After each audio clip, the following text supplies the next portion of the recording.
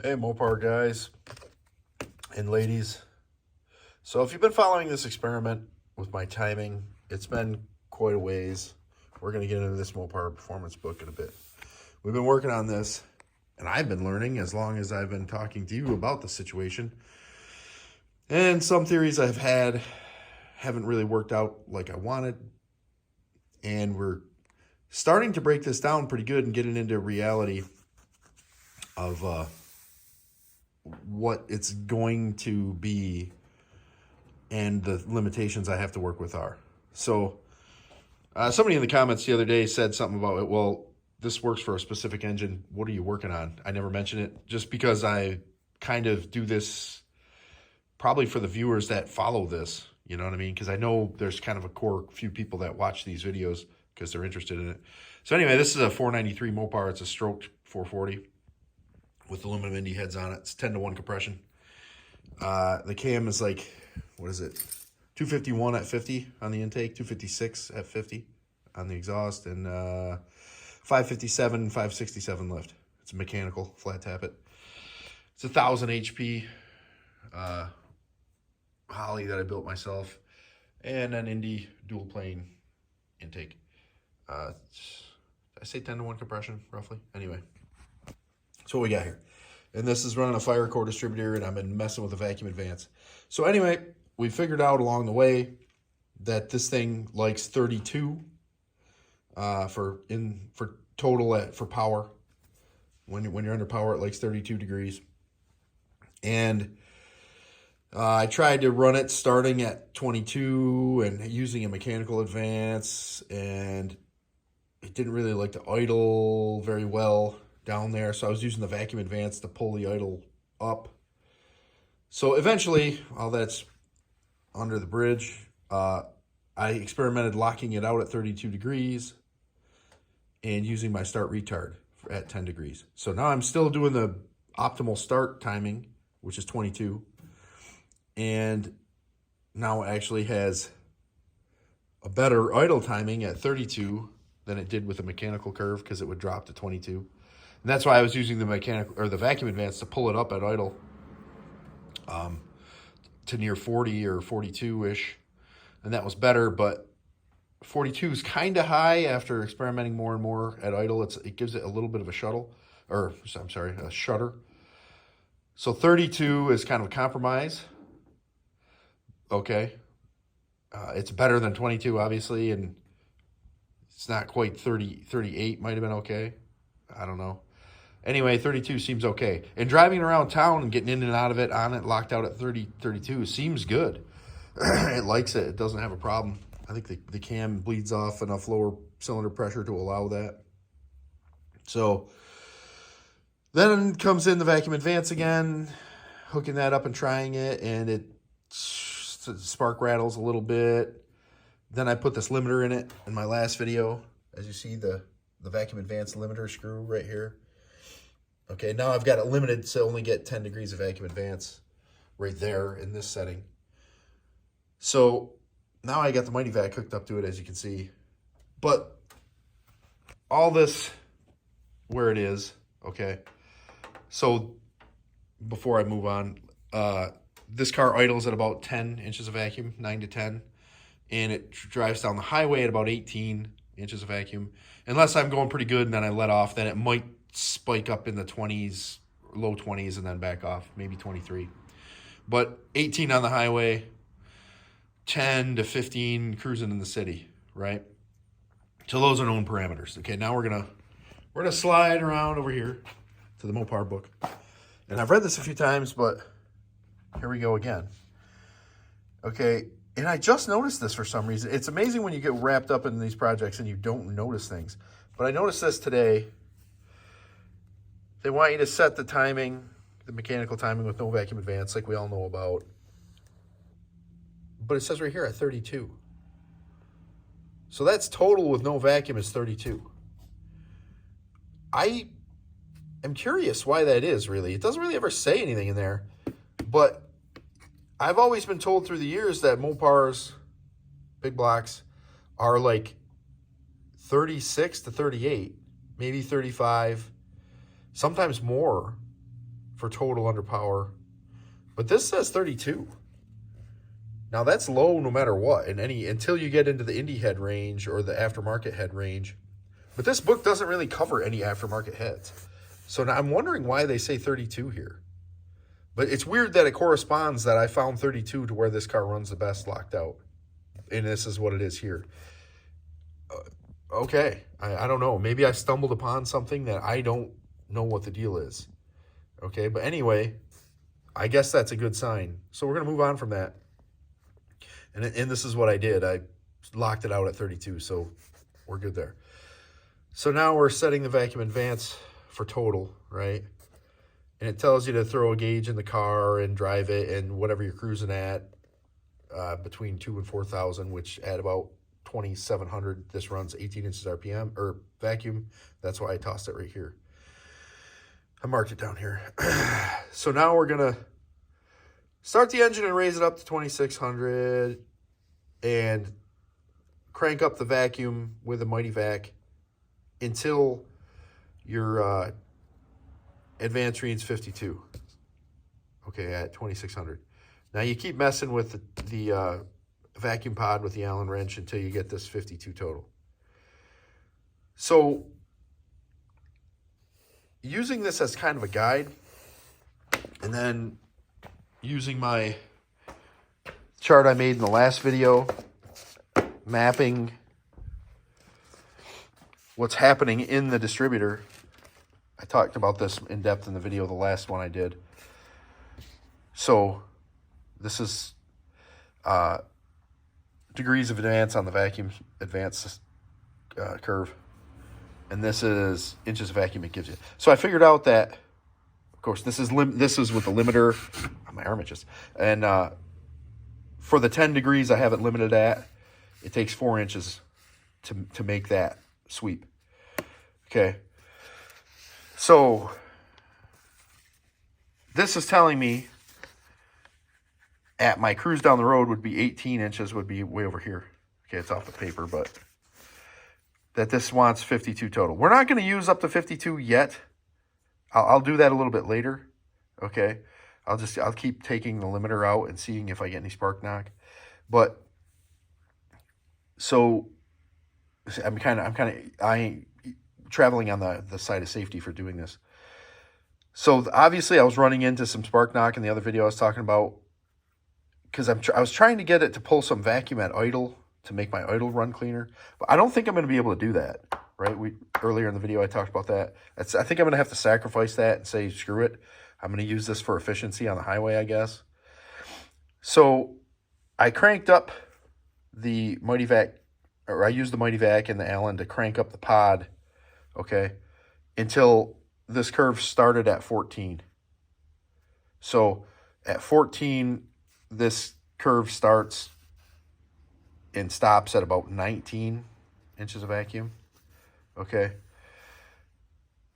So this is where my curve is now, imaginary, you know, if my paper was an 11-inch legal sheet. Okay, so this is going to stop me from having spark knock down low, I would imagine. Because remember me talking about the carb, and because of the performance cam and stuff, it almost works backwards of a stock vehicle. Where a stock vehicle idles really high vacuum, you start opening the throttle and it drops. These cars with bigger cams and bigger heads and stuff like that have a shittier lower idle vacuum because of the cam. And then when you start cracking it up and the cam starts to work, it starts pulling better. So it's working the opposite, almost like a ported vacuum setup instead of manifold, because they do the same kind of thing.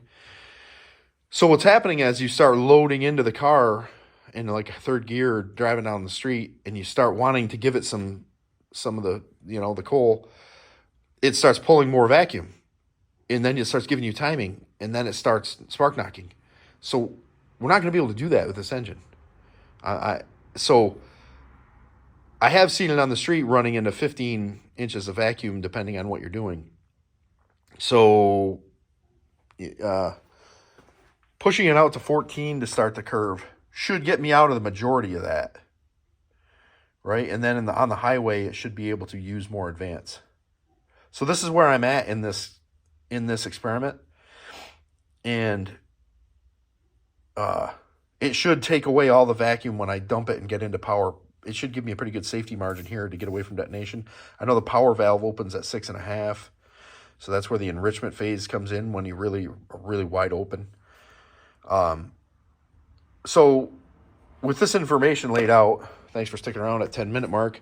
A lot of this shit I've been doing lately, these videos, is like theoretical stuff, so I know it gets kind of in the weeds for talk, but I'm going to run the Mighty Vac on this for you and just kind of let you see how this works. I don't know if you've ever seen this before. If not, whatever, you know. So I'm going to... Mighty Vac's caught. So here's the Mighty Vac. I'm going to just hold the camera here, and you can see the plate once I get it stable. And you can see this guy. I'm going to watch the can, so I'm trying to not try to move the thing. So as we come up, okay, we're hitting 5 inches. Nothing should be happening. Well, what happened there? I think I got a little leak. Hold on. I'm going to sit down. Make sure my hoses are tight. There we go. So I dropped down to 3 inches of vacuum, but I'll hold the vacuum thing up here, and you're going to have to take my word for it. So you just watch the plate and see how we go. 5 inches. This is where before it would start to move when I hit about 7. Now I've backed it off with the Allen and minused it. 10 inches. 11. 12. 13 should start to move any second now. Here it comes. There it goes. Right, just at 15. So now we hit 16 already. 17. Okay, 19. So we've hit the limiter now. I'm at 20. So you see how that system works? This will hold forever too, so I gotta let it off. Good thing that it holds. It's supposed to. Just doing this with one hand, you'll see it drop back once I crack it. Come on. Doing this video stuff is a lot of... Oh, there it goes. Boom. So there you see what happens. Now I just would give it 2 turns counterclockwise on this pod. The original Mopar ones are the opposite. I'd give it 2 turns and try it.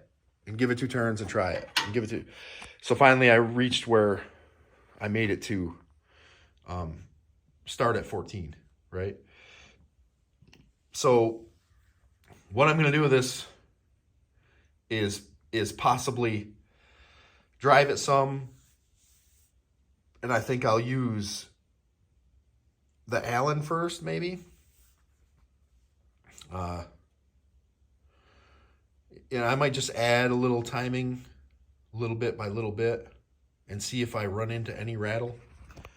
I believe this setting here will be pretty conservative, right? Because I'm only going to get 42 degrees total on the highway. What I could do is back that limiter out quite a bit, and then I would definitely be getting 52 degrees on the highway then, right? Because it's a 20-degree arm. 20 crank degrees anyway. If I back the limiter out, it'll only be adding that much vacuum when I'm backing off. Like I said, if I'm doing about 65 or 70 and letting off total, it'll jump up to maybe 23 to 25 maybe. Then I might be hitting that 52 total. In order to get any more sooner, I'll have to start using the Allen and loosening preload off the diaphragm. But that's going to get me, it's going to start sneaking the curve back towards the street detonation land, like the rattle land in here. Because I have seen if I'm cruising down the street quick, rolling about 30, 35, it'll start creeping up in here, the vacuum. So I don't know how much advance I want here. It depends on what it tolerates. I'm going to have to experiment with it. But anyway, I hope this talk, helps people understand a little bit about this stuff. And the fact that your engine combination, everybody's engine combination is different. So you got to specifically listen and experiment with your own setup. You can't just take any manual and expect it to work with the stuff you've done, because that's not how it happens. It's all you. You change the heads, you change the compression, you change even fuel, jetting. All this stuff will change your engine to what it wants. It's your own animal. And the farther you get away from stock, the more dramatic it becomes. But there are ways around this, okay? Like we talked about, like using a computer, a starting retard module or whatever, using lockout, distributor lockout techniques, using your mechanical advance, using vacuum advance. All these things can be utilized. Using a vacuum advance limiter, all the stuff can be utilized. I mentioned in the last engine, this is getting a little long, or I mentioned in the last video I did that this engine actually appears to be timed more like a modern LS or a modern Hemi. It doesn't like as much timing as the older engines did, which is odd. Not really odd, because the combustion chamber is more efficient. So, you know, I've seen this block actually with these heads in different pistons like a lot more timing because of the dome I was running in the higher octane fuel, Sunoco 112, with a near 13-to-1 dome piston that nearly touched the combustion chamber ceiling. That slowed down the flame front immensely, so I needed a lot of timing in that engine. But I wasn't so good and technical back then either, and I didn't have an air-fuel ratio thing, you know, those, and it was open header, so maybe it was detonating and I didn't even know. But yeah, you can get pretty in-depth with these older distributor engines as well, you know. But it's small steps, all at a time, small steps. I did just, you know, I say that, and I just deviated too. While doing an experiment, I did I did a carb adjustment too while doing that, which normally I don't like to do. But eventually you get kind of where you have a good idea what's happening, and you can make a little, as long as it's a very finite adjustment. Like I slowed down the secondary opening on this guy previously, and it actually messed with my air-fuel ratio a fair amount. So I just took... I shortened this guy up by 1 full turn, which is, I don't know, it's probably about maybe a third of the original adjustment I made, to start cracking these secondaries just a little bit sooner than they were, because I slowed them down as much as I could, and now I'm starting to creep back into opening them up a little more sooner. I don't think it'll really make a much difference with the distributor action here we're doing. But anyway, this is long enough. If you've stuck around this long, thanks. That's where I'm at. It's pretty interesting. It never stops being interesting with the stuff that's going on here. Later.